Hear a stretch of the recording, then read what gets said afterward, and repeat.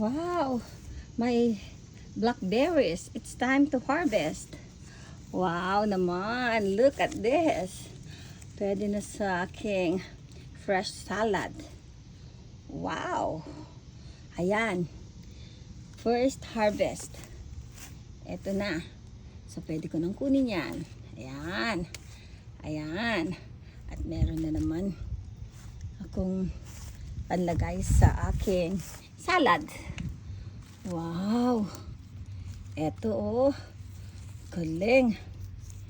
Ayan, tamang-tama pala sa aking smoothie for this morning.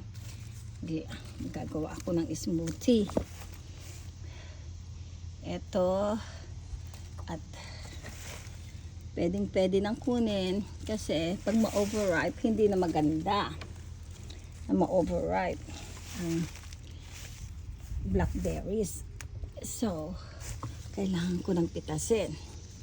Magtsatsaga ka lang sa pagpipitas. Ayan.